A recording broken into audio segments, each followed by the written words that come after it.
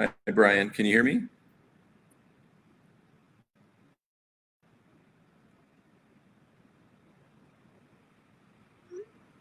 No, I'm not hearing you. Okay.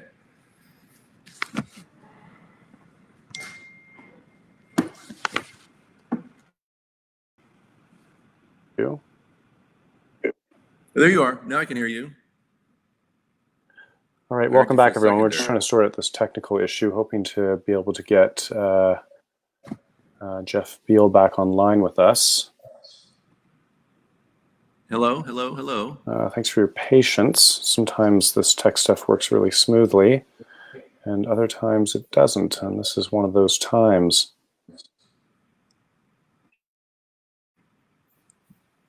Testing, testing, testing. Oh, yeah, I see the microphone. Okay. Testing, testing. All right. I'm going to try. I'm really sorry. It must be something with my computer, the permissions or something. Testing, testing, testing. Oh, yeah, I see the microphone. Okay. Testing, testing. All right. I'm going to try. I'm really sorry. It must be something with my computer, the permissions or something. Testing, testing, testing. Ooh, yeah, I see the microphone. Okay. All right, I think Jeff in the background is trying to switch devices, and it looks like we got a few more people coming back online now. No, I think mine's fine. It says.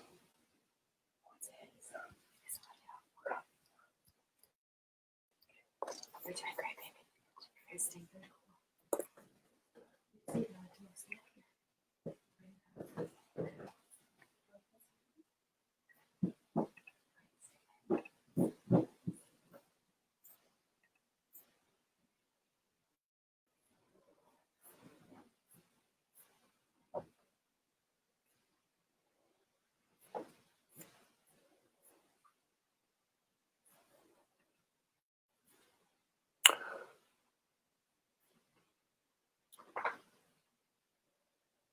All right, I think Jeff's just trying to switch devices right now. Looks like we've lost most of our audience at this point as well. Hopefully, well, I sure know how to clear a room, don't I? Hopefully a few more people will jump on board in a moment once Jeff comes back. And of course, this content can be watched later on, and we'll make sure it's available to everyone online once we get this sorted out. But thanks for being patient and staying with us again. We should be able to bring Jeff on board in just a moment as we work through this small technical issue.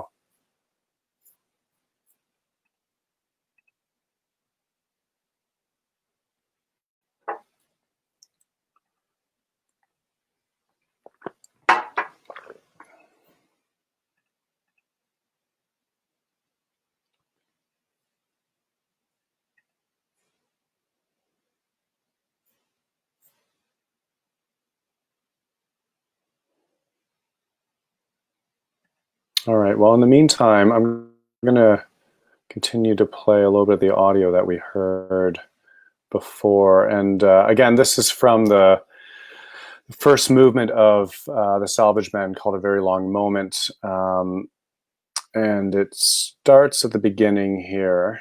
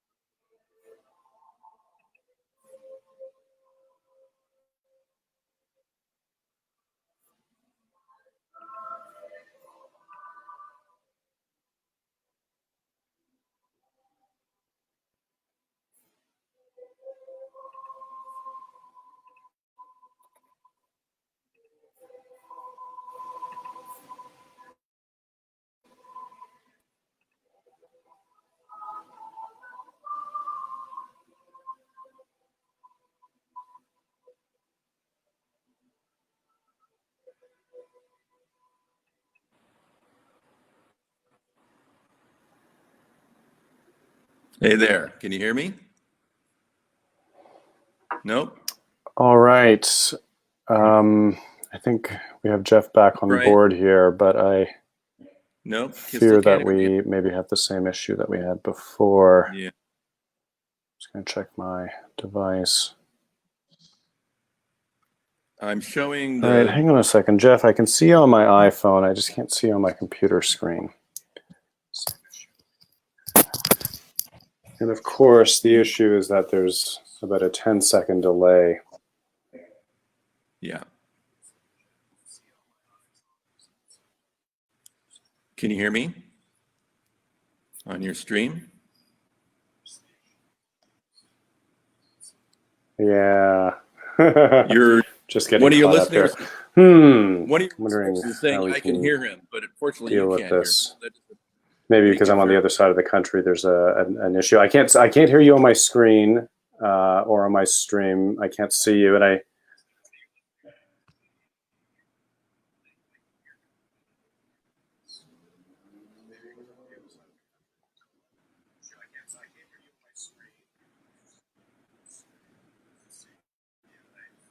How about this, Jeff? What about if you were to can you give me a call, and you and I we can hear each other on the phone, and then the live stream can pick us up in real time.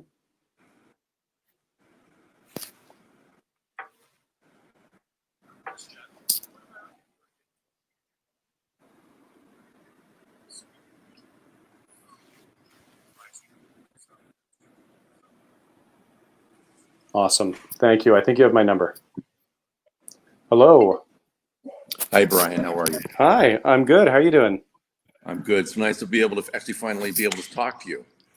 Yeah. Sorry about the technical issues here, but I think if you and I are both talking on our computers and talking on the phone, then everything will be in real time, and Good. the world can see both of us. Although I can't see you. I just see a black screen. Great. So I think we can make this work. All right. So thank you so much for being with us, Jeff. I gave a long, rambling introduction about you and about how I learned about your work with the Salvage Men, and then was able to kind of go back and learn about your career as a composer. But putting all that aside for a moment, thanks for being here. And how are you doing? Thanks for being here. Thanks, Brian. You know, if you were a comedian in the Catskills, you know, you just got your baptism of fire and, you know, stalling for 30 minutes. Right. While the band was, I don't know, the band was out back at the nightclub drinking or something. I don't know. So first of all, let me say, like, you've been talking, you know, let me give you a break and just say how even despite the technical challenges, which is part of actually what we're all dealing with right now. I'm going to go turn off that light behind me for one quick second. I'll keep talking. And I'm so glad to be a guest here because, you know, your wonderful group gave such a lovely performance of the Salvage Men. It's not an easy piece, and I was so thrilled that you guys found the piece and that you performed it. I'm really grateful, and nice to meet so many of you virtually tonight. Thank you. It was a pleasure. And I remember that we were able to Skype you into one of our rehearsals right before our performance, and that's not something we get to do very often. And I think about a lot of groups that perform music by dead composers, and you know, for us to actually be able to make a connection with you and get your input on what we were doing meant a lot. Thank you. Yeah, no, it's one of the joys of what we do, and you know, I often, you know, it's frustrating now for all of us performers, of course, but even in, you know, my day job of film composing, my favorite part is that time when I get to actually record a score, and of course that's become air quotes possible now, but it certainly isn't the experience that we like to have, and what really music making is all about, which is a communal face to face, you know, shoulder to shoulder kind of connection that we have with music and with performing and all the above. So yeah, agreed. So I wonder, I mean, how has your world changed since COVID began? I mean, I think about composers, and I maybe it's that sort of romantic idea, slaving over a desk with manuscript paper and a quilt pen and creating in that context. But I'm sure you work with many different forms of media and technology. How has COVID affected your work? Well, I mean, specifically, definitely not as drastically as other people in the musical community, especially those that make their living from performing in orchestras and choirs and recording studios. I mean, I had several projects ongoing when this happened. One film and 2 documentary series, two of which I've finished and one which is still being finished. Luckily for me, just by the luck of the draw, the biggest commission of the last 12 months, a new piece for the LA Master Chorale, Sunrise.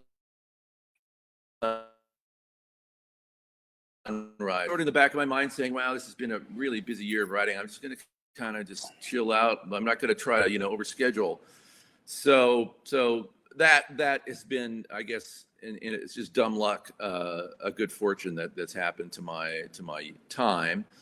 I will say that of the obvious economic and personal and death and tragedy of what we're going through, that it has opened up space in the universe for reflection.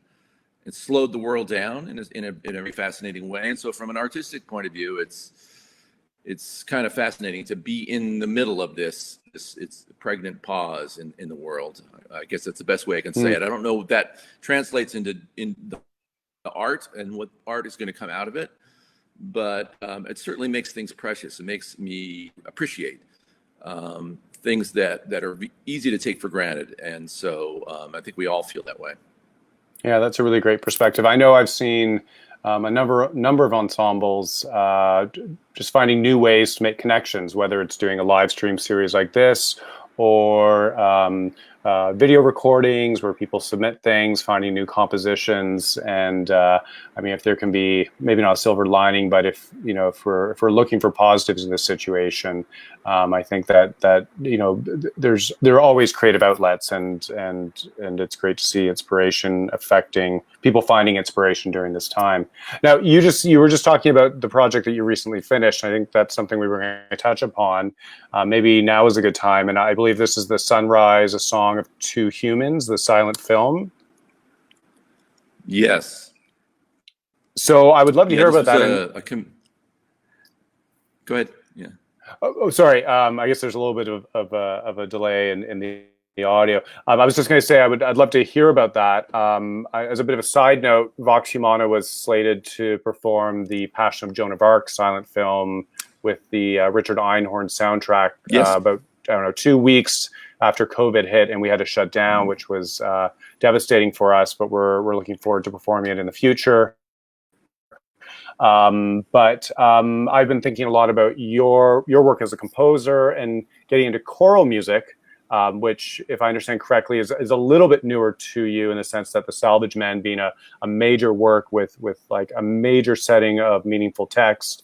And I think about how a composer works with film and sort of that, if there's a connection there, if there's a relationship between writing for images for film and writing with text and just in general, what it was like to work on that silent film project. Yeah, I definitely I think of myself as a storyteller. So whether I'm writing a film score or a concert piece, definitely the process, what makes being a composer exciting and meaningful for me is telling a story.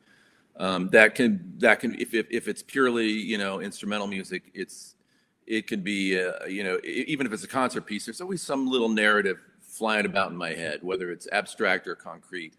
The Master Chorale and the writing for voices, I have to give a lot of credit to my wife Joan actually for this, because Joan is a former member of the LA Master Chorale. She was actually in the group during the Paul Solomonovich years, and had the pleasure of premiering a lot of those sort of really seminal works, Magnum Mysterium and many others. And so for years she was telling me, oh, you got to write for voices. And of course, being married to a singer, I'd written a piece or two for Joan over the years, for soprano, dabbled in my film scores, with voices as well. And so, certain things converged about well, maybe 6 or 7 years ago, when I realized, as a certain point in my career and my age, when I felt like, man, I've been loving this life as a film composer. I did some concert music earlier in my life, but I kind of miss telling something from a more personal point of view. Like, I wouldn't say it has purely autobiographical, but not having the story, the framing sort of being delivered to me by a filmmaker, being able to drive that conversation a little bit, and also maybe finally be feeling like I wanted to write a piece where the music was maybe a little more front and center than a film score often is, which is in support of the drama and a very important part of the filmmaking process. So when I was diagnosed with MS many years ago, I guess it was 2008, I believe. That was sort of a new experience, a new information. I was before that a very healthy, average, 40 something guy, and because I was about 44 at the time, 45. And so in the middle of sort of peak career midlife, I had this new normal, and it was a shock to the system, emotionally, physically. And I realized part of what I was craving was a time to just sort of, I needed to give myself some time to cathartically work through what I was feeling, what this meant to me. And it was very nice the way it came about. I approached Grant Gershon at the LA Master Chorale, and after that was sort of settled that they were gonna do the piece, I'd reconnected with Eric Whitaker, and he was very interested. He goes, "Oh yeah, listen, let's do a London premiere. We'll make it a joint co-commission." And it was great. Of course, you got two of the greatest, choral conductors in the world, cheering you on. It was, man, I won't kid about it. That was a huge boost of confidence, even before the piece was written, So yeah, it was really a thrill. I mean, I still remember sitting with my wife Joan in London when we heard the Eric Whitaker's, and you guys have sung this. This is a difficult piece. It's not an easy piece. It's challenging. It's very all a cappella. And I remember they read through the first movement, and I just looked at my wife. By the time they got to the end, we were just both in tears, man. It was just like, wow, yeah, it was pretty powerful. There's something you write about in the program notes to that work, which I'll read out, and it struck me as being significant. You said you began working on the choral settings while visiting Paris during the spring of 2014, aimlessly wandering the streets of the left bank with your wife, and came across an entry to a building that looked familiar. You said, "I soon realized we had stopped in front of L'Hotel, the hotel where Oscar Wilde had spent his final days on Earth." And you go on to say that I had just begun setting Wilde's text to music, and here we were most unexpectedly at his doorstep. But then you go on to describe this as these patterns in music, poetry, and life might be viewed as signposts, encouragements, divine coincidences. But it is our choice which makes them so. And I've looked at a lot of scores in my life, and it's interesting the descriptions that composers can preface a score with. That really jumped out to me as being very, very significant, partially because of my understanding of the work and the text, but also as you're talking about being diagnosed with MS and the experience writing this piece. And I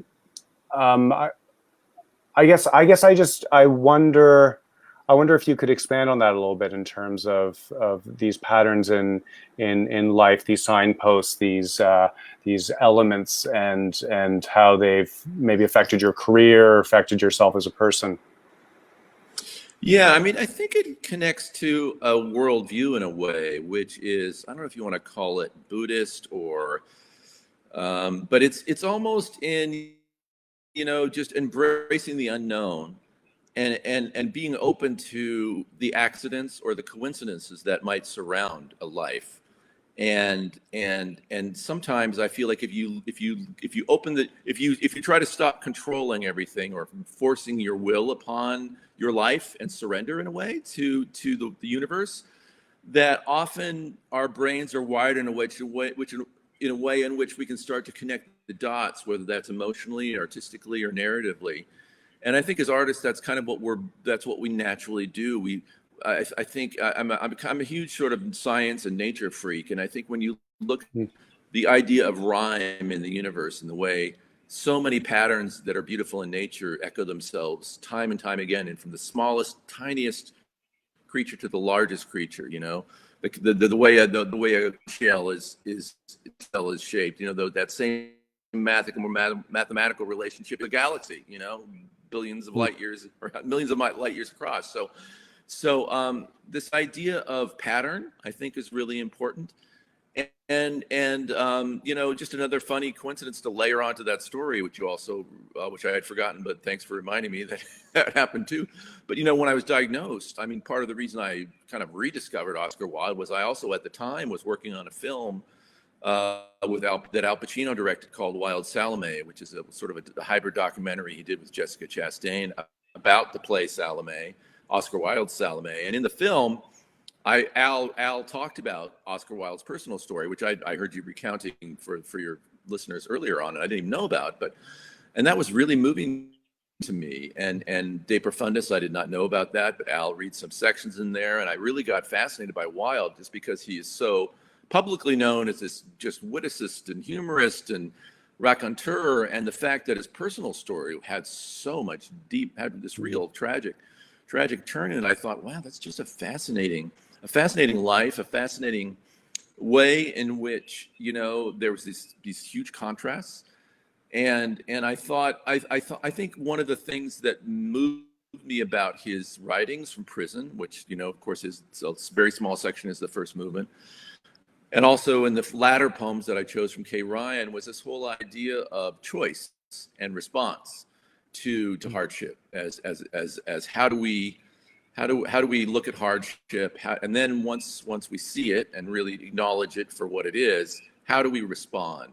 I think that's what drives the conversation. I didn't want to write a piece in the Salvage Men that was purely sort of just wallowing in sorrow. I actually wanted to write. I think it's in the end, it's kind of a hopeful piece. Hopefully, I think it's about what you do when the tough stuff hits. That's what defines us, whether it's like getting older in the movement called age, or in the final poem, obviously Salvage, when something obviously just very cataclysmic has happened.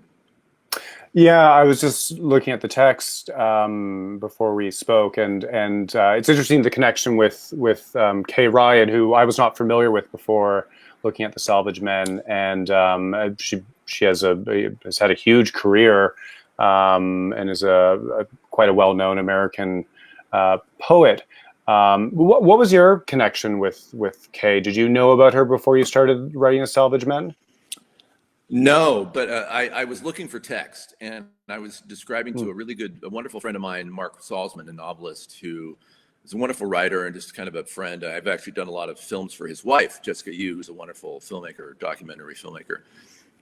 And I said, Mark, this is kind of the type of poetry I'm looking for. I want something that's deep and sort of spiritual and meaningful, universal. And he goes, I've got a person for you. And he was he was in Sun Valley, Idaho, at a sort of poets retreat where they all go hang out and be poets together, and in the beautiful mountains. And I started reading Kay's book, the best of it, and it's like, wow, it's like I just knew I'd found my writer. She just off the charts.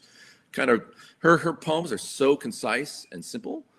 And the language is simple, but within these sort of little mini masterpieces, she just packs so much wit and meaning and heart and humanity. It's just really, really wonderful to set her words. Yeah, when I look at it on the page, it reminds me of E. E. Cummings a little bit, just in terms of the spacing, and certain words stick out because of the layout on the page, although it's a different style of poetry. So I know for Vox, when we were working on your piece, it is a difficult piece. I mean, it's multi-movement, multi-divisi. Tuning is always an issue in those situations. Something that struck us right away is, despite some of the challenges musically, it had depth and meaning to it. And we've performed difficult music because we've been asked to perform difficult music, but we didn't necessarily have a connection with the piece. this was something we chose to do, and immediately the choir was invested in it. I think this was one of those works where I might have said to myself or the board or both, let's try it. Yeah, the season before we worked on the first movement because I wanted to see if the buy-in would be there. I wanted to see if the singers would react to it the same way I would, because if they weren't going to, if they didn't feel something, then they weren't going to work for it, and we wouldn't get it to a level that I would want it to be at to be able to perform it. But they were very invested in it, and I think as difficult as it is in ways, one of the keys is the way the textures within the work exist. And I think about this idea of patterns and choices and setting for text and setting for different media, and something I've seen throughout your music and your work that I know of is this interplay of foreground, background themes and sub themes too. And I know I think a couple of the choir members, when they realized that you had been working on House of Cards, and that was sort of like the big rage at that time, it became almost difficult not to hear some of those different layers of background elements in the Salvage Men. And so I'm curious, for you in terms of your writing process, can you speak to how you create and how patterns or how texture is important to you, or how you use it? Yeah, I think the entry point for me a lot of times is visual in a way, or spatial. I when I'm writing a piece, I start to imagine almost like a three-dimensional space in which the sound is living. And I like this idea of not just, vertical and horizontal sort of meaning, but also the depth in back and forth, like you're describing. And that's very much the way I think painters think. And even in abstract expressionism, there's a great abstract expressionist piece, even if there's no concrete subject matter. You look at one of those canvases, and your eye is just, wow. Maybe the painter directs you to one place, but then you see other 3 points, and you kind of move your way as the viewer, or in our case, the listener. You can kind of focus on one place, but then your ear can go other places. I tend to like music like that has some layers, or some sense in which your brain can engage it from a few different viewpoints, and you can kind of go in and go out of it in different ways. That might sound sort of vague, but it's the best way I can think of it. And I think it also relates to my background as jazz and as improviser, and also I think I just started reading this really good book by Ernest Tock called the Form, or it's a treatise on music, and he talks about this really, it's not really harmony. It's harm. I think his whole thesis is that really harmony is only a function of moving lines. You can't just separate it into little cells and say, okay, this is a chord, this is a chord. It's really how the moving voices create those momentary kind of sonorities that happen in time, and that's why I think the piece is maybe obviously difficult to prepare, but I think once it's in the body, once it's in the voice, that it rewards, that those rewards come forward, and you hear what's happening. You hear those nice little moments of dissonance, or a movement or a pattern that keeps repeating. You hear it in a different way. I could answer it one other way, which is this really goes all the way back to minimalism, but I like a sort of I love things that repeat as a sort of one element of the structure, whether they repeat literally or just semi-literally. But then I love the idea that what happens around that is moving and not static. And in a way that a lot often you can change the meaning of what's happening in layer one by what layer two is doing. All of a sudden you'll hear it, and your perception will flip. Mm-hmm. And that's also something I think that's interesting about music, the ways in which surprises, I guess, is a good way of saying it. I like surprises. I like things that sort of tickle the listener and make you lean in from a place of interest and engage you. It's maybe not what you were expecting to hear, but once you hear it, it's a satisfying surprise. That's great. I appreciate that. It makes me Yeah, it makes me think of a number of things which we don't necessarily have time to talk about tonight. But I like that idea. I mean, I sort of interpret it as composition or music as a very three-dimensional and organic world with different elements, almost like a giant playground where you have like an infinite number of toys and things that you can jump into. And I think for me working on the Salvage Men, it had those elements like beautiful chords, beautiful counterpoint, but when they started to overlap, there was a lot of play. And it's interesting, you know, when I think about, certainly whenever I'm conducting newer music, and I've had some experiences in the last year where I've conducted newer works, and I've really wondered, gosh, like, what is the audience getting? Like, I know what I'm getting out of it, but are they getting anything out of it? And you know, sometimes you finish a piece and you might not get the applause that you're expecting, or like the type of response that really says, wow, that like moved me as much as it moved the performers or the conductor. I always wonder, you know, what is the audience hearing when they hear a work like The Salvage Men, for example, or a music like a Bach motet, you know, where there are so many different elements that the listener can connect with. I don't want to keep you much longer. I've just really appreciated you taking the time, and I know that you have another major project that you've been working on for Netflix, Athlete A, and I haven't watched it yet. I've seen some of the ads. Can you tell us a little bit about that and what your role was in that?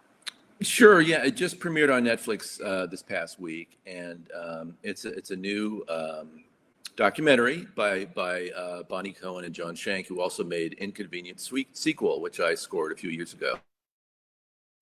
The Al Gore sequel to An Inconvenient Truth. And it's a tough story, but it's a wonderfully made film about the women's gymnastics, you know, sort of abuse story and scandal. But also the whole world, not just that particular story, but also the whole world of women's gymnastics, but not told in a prurient way, but much more told in a it's really told from their point of view, from the gymnast point of view. And it's I'm really proud of this film and the score. It was a tough project to work on, I won't lie, but it's a rewarding film and cathartic probably for some people.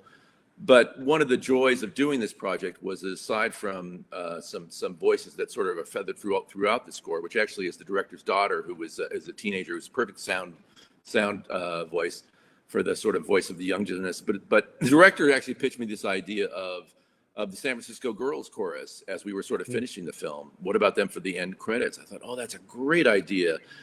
And there was also a very pivotal scene in the movie which happens. And so we went up to Skywalker Ranch. I'm so glad we did this. This was in December, Brian, before everything changed. But we recorded the San Francisco Girls Chorus. And this was it's a really fun moment for me of the worlds colliding. You know, part of the reason I did Sunrise, which I didn't speak about much earlier, but I did see the Einhorn Voices of Light several years ago with the LA Master Crown. I thought, wow, I'd really like to do my hand at like doing a whole voice with the human voice, score a whole film with the human voice, which is what we did with that movie. So I think it's just another further extension of the human voice as being, I think, for me, composer, man, it's the ultimate human, it's the ultimate musical instrument, the most beautiful, the most meaningful.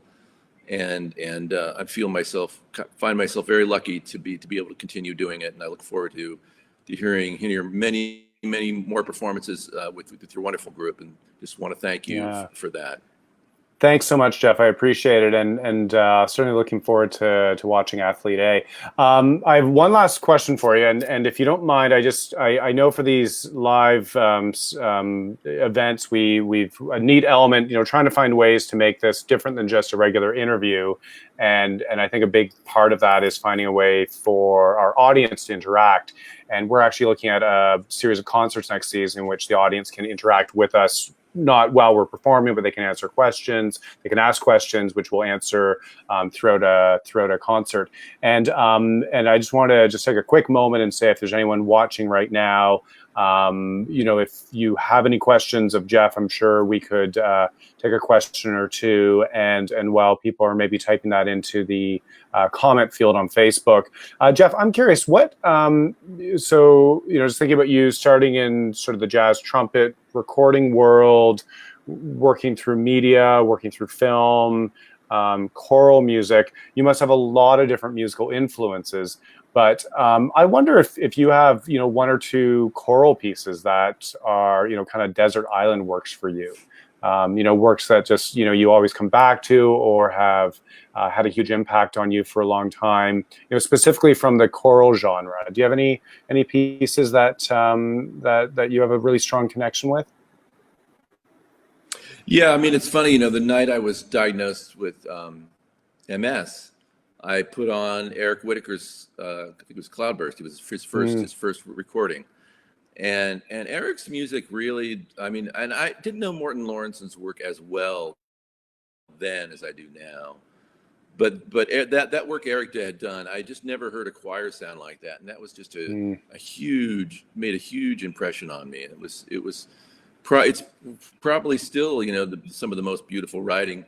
I think another favorite is Arvo Pärt for sure, and then I'd have to go in the way back machine, you know, probably back to the Renaissance and early Baroque, you know, because just on I think it's the jazz musician in me too, but the whole idea of Bach is I'm just haunted forever by his music, and so, you know, many of his pieces, you know, I just love them to death.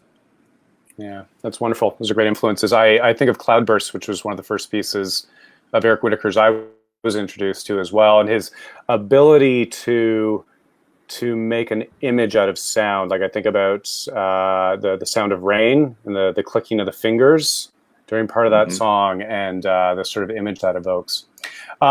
I don't see any questions coming up, but I know that we lost some of our audience because of the technical issues. But the great thing about doing these videos is I can go back and edit out the technical stuff that wasn't working, and then we can share this interview. So, Jeff, I just want to thank you again for taking the time and being with us. I'm sure you have a lot of requests along these lines, and it means a lot to us. And thank you, and I wish you well during this time, and looking forward to seeing more of your compositions and more of your choral works too, and hoping that we can look at performing those, and maybe Sunrise is a piece that, you know, once we can finally get our Joan Passion performed, and we have a bit more experience working with live film and musicians, we could take a look at Sunset. I'm sure it would be a great pleasure for us. Wonderful, Brian. Thank you so much. All right. Thanks, Jeff. Take care. All the best. You too. Take care. Bye. Thanks. And a big thank you to our audience tonight for staying on board despite the technical issues. We have a number of composers coming up that we're excited about connecting with. For those of you who know our group well, composers such as David Archer, Jeff Enns are going to be joining us soon, as well as Kathleen Allen and Rodney Sharman. As well, we're excited to have all these composers join us. We also will be working with interviewing with Eric Eschenwalds from Latvia in October. So do keep up with us through Facebook, and do visit our website, voxhumanachoir.ca. We currently are working on something that we're calling a COVID collaboration, where we're inviting singers to submit, to learn and submit material, as well as the general public to submit media relative to their experience during COVID, for which we'll be creating one final masterpiece project. So do check in with us. In the meantime, take care, and thanks for joining us tonight. Take care, everyone.